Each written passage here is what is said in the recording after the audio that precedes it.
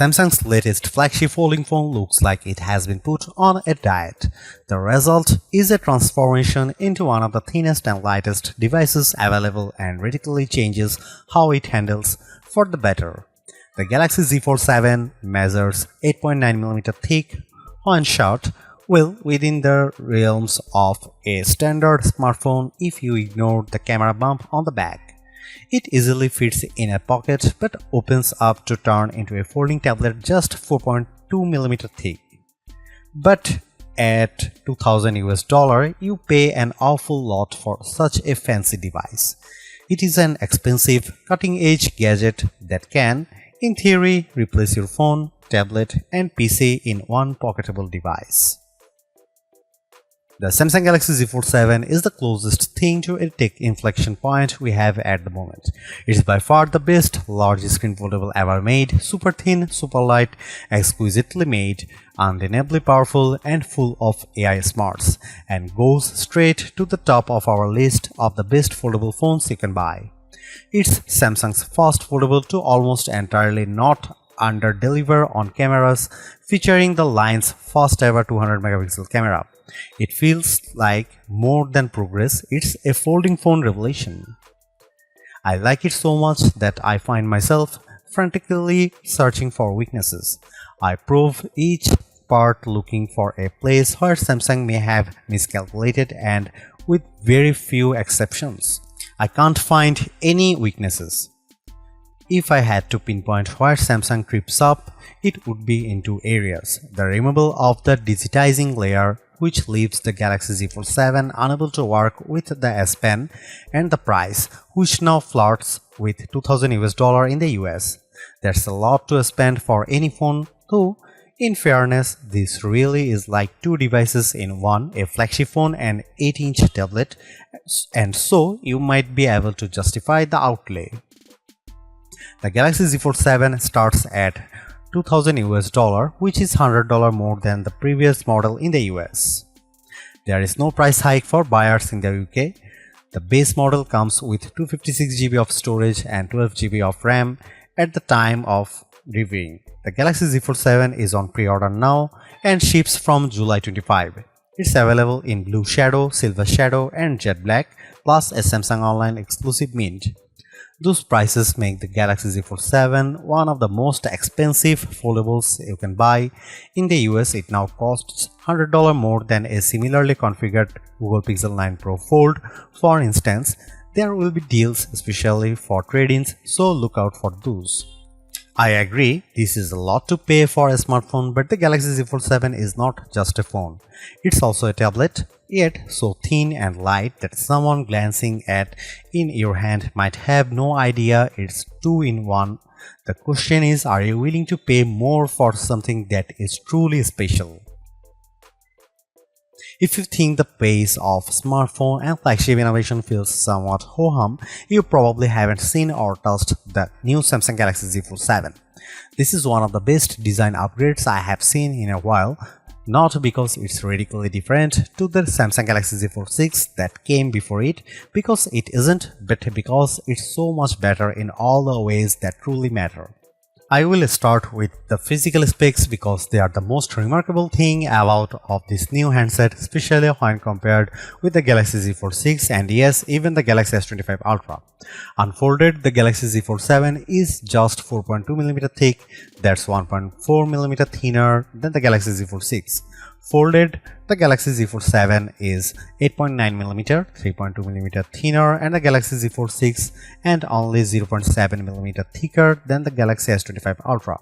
Think about that, this foldable, which when folded is hiding a gorgeous 8-inch display, is almost imperceptibly thicker than a single screen flagship device.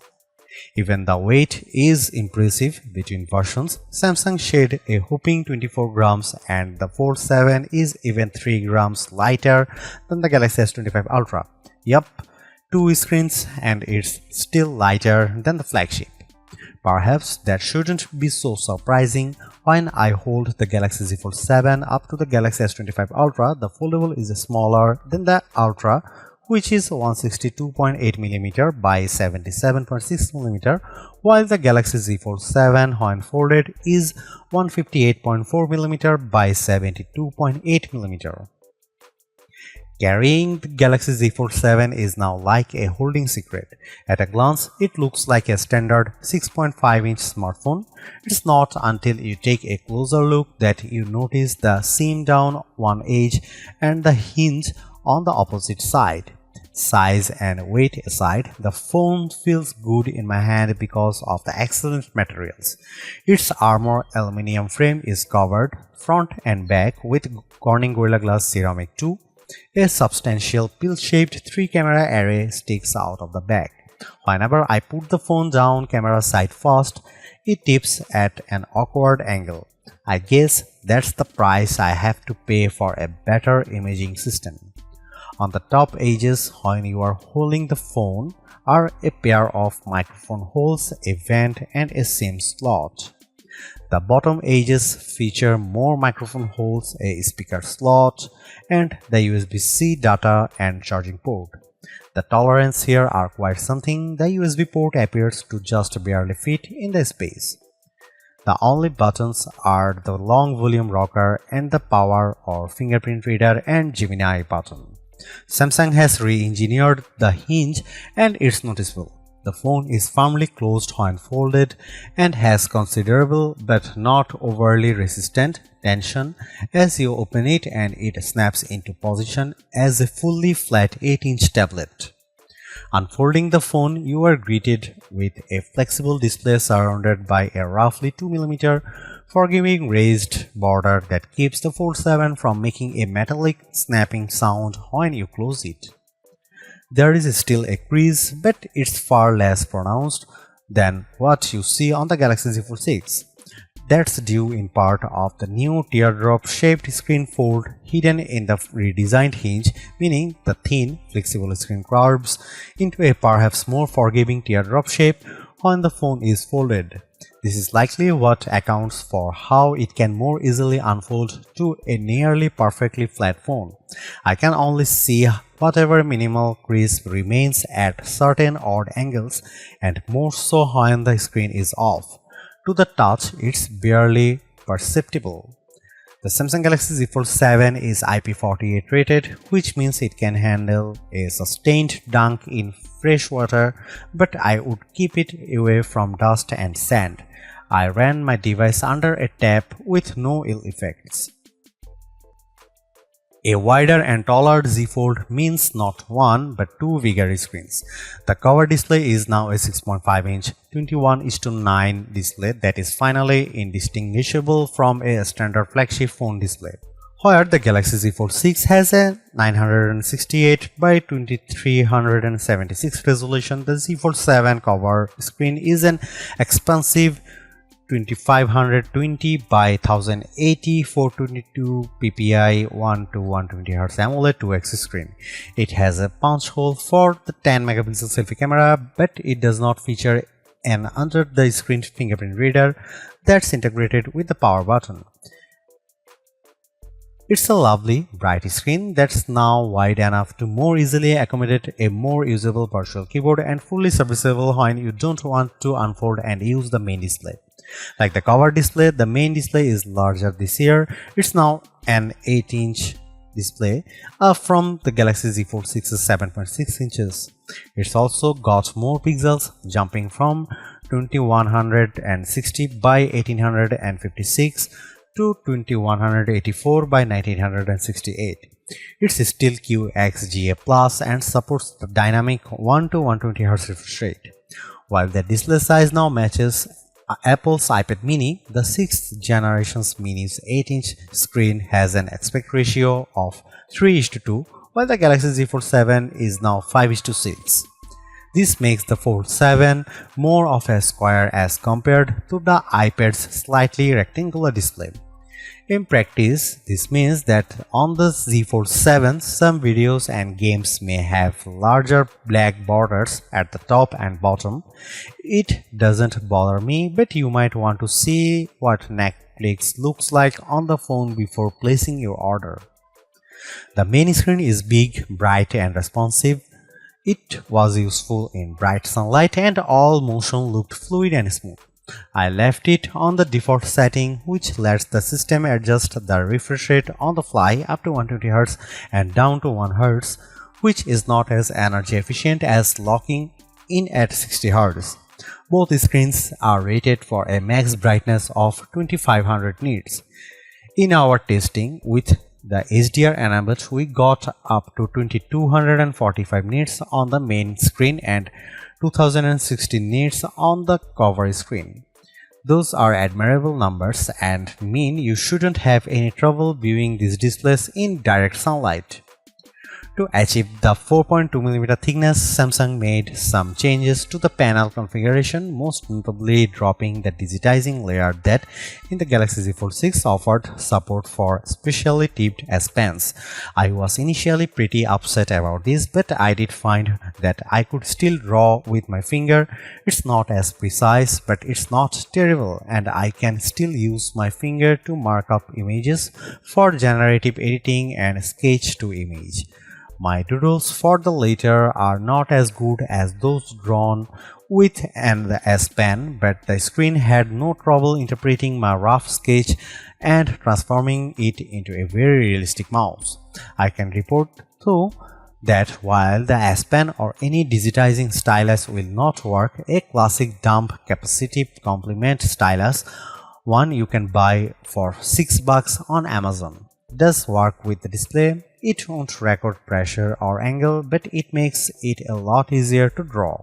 The other thing you might notice on the new Galaxy Z Fold 7 display is the noticeably larger camera punch hole. It's not only bigger in order to accommodate a better 10-megapixel camera.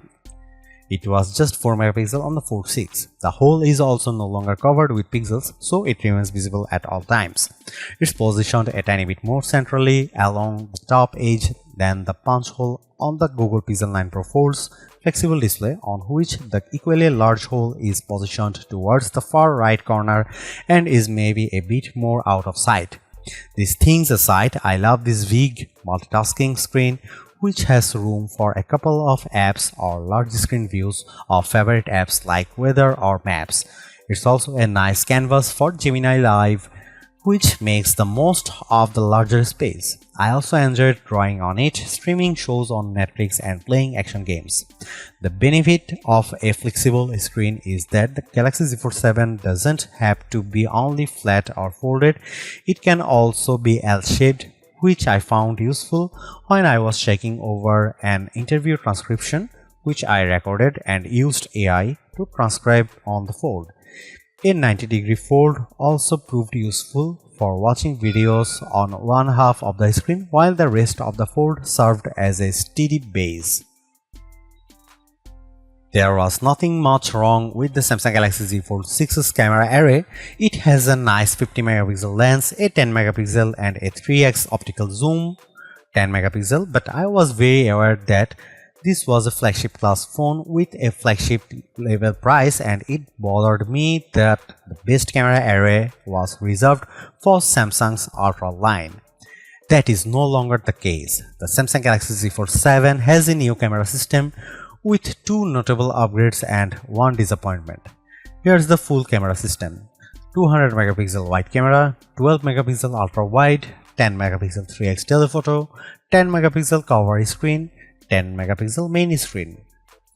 The big news here is the new 200 megapixel sensor that, while similar to what's found in the Samsung Galaxy S25 Ultra, has been re-engineered to fit into the Galaxy Z Fold 7's super slim frame.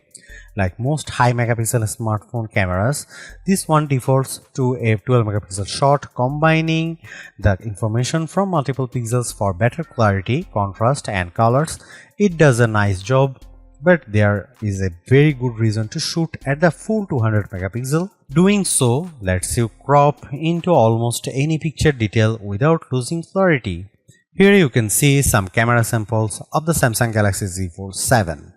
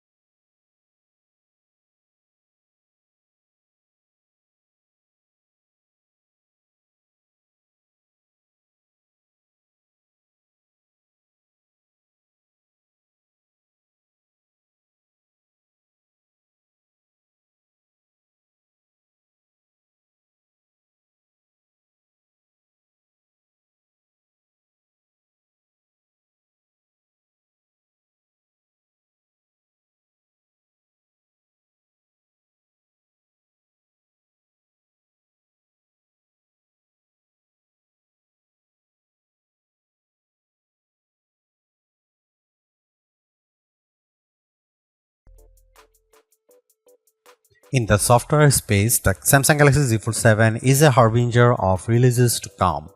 It's the first flagship to release with Android 16, well ahead of the next big Pixel launches, including we expect the Pixel 10 Pro Fold on August 20, and it also has the latest Samsung software in the form of the One UI 8.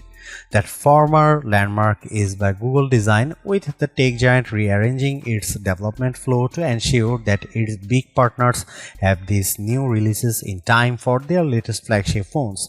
As for the latter, Samsung just seems to be getting faster and more efficient at updating and improving its own Android overlay.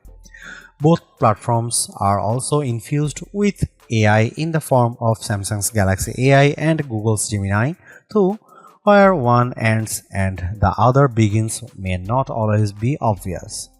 Broadly, Android is now as polished and useful as Apple's iOS. It has many of the same features, including live updates in widgets, quick share, and endless customizations. It's also a fantastic partner for the Fold because the platform is optimized for the larger 8-inch screen, so things like mail, weather, and maps all appear built for the flexible display. Even Google Gemini Live is right at home on the Galaxy Z Fold 7's main display.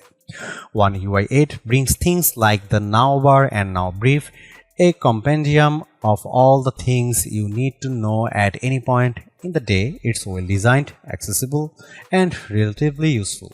I check it because the Now bar is always greeting me on my lock screen with a good morning, good afternoon, or good evening, and it almost seems rude not to acknowledge it by digging into the details of my brief. When I tap to open it, I see a weather forecast, a calendar of events, news of interest, and music.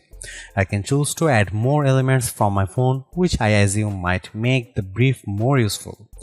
There is, of course, a lot of AI on this phone. Google handles the circle to search and Gemini site, and the rest of the AI found on the phone is Samsung Galaxy AI. At any point, I can long press the home screen button to launch a circle to search task. After the press, I use my finger to circle something on the screen that Google search can look at and offer results related to.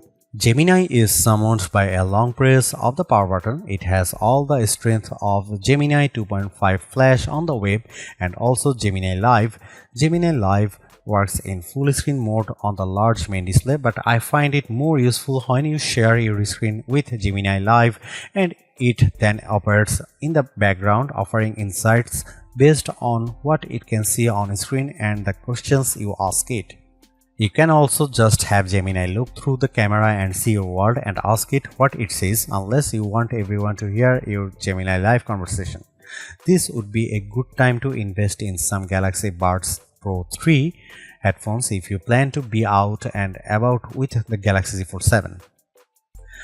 Other Galaxy AI powered features remain and are little changed from the last time I tested them on a Fold. I can use sketch to image to instantly add photorealistic elements to existing photos. I added a mouse to my coffee table, although as I have mentioned it a bit harder to sketch the right image idea without an S Pen. Drawing Assist, which lets you turn rough doodles into much higher quality artwork and is another feature that benefited from S Pen support. Also still works and may not come in even more handy now that you will likely be forced to use your fingertip to make your rough sketch. Galaxy AI is rich extends to video, and I used Audio Eraser to clean up the sound on a video shot in the heart of New York City's Times Square. The capabilities more or less match those in Apple's Audio Mix tool, although how the tools pinpoint which extraneous sound to target differs quite a bit. Audio Eraser focuses on crowd noise, voices, and wind, and the results are good, though my voice did end up sounding just a tiny bit robotic, although not dissimilar from the results I got with Audio Mix, the Apple iPhone 16 Pro Max. I am naturally only scratching the surface of Android 16, One UI, and their AI capabilities, which also include things like live translation, text translation, and chat assist. Overall, though, this is a platform I could easily love. If you are already an Android fan, Android 16 will be a welcome upgrade. If you have used a Galaxy before, One UI will be instantly familiar but also improved. The AI is deeply embedded but never intrusive. It looks and feels the way I thought Apple Intelligence would be on an iPhone, and how I hope it will look the feel when Apple eventually delivers the updated Siri.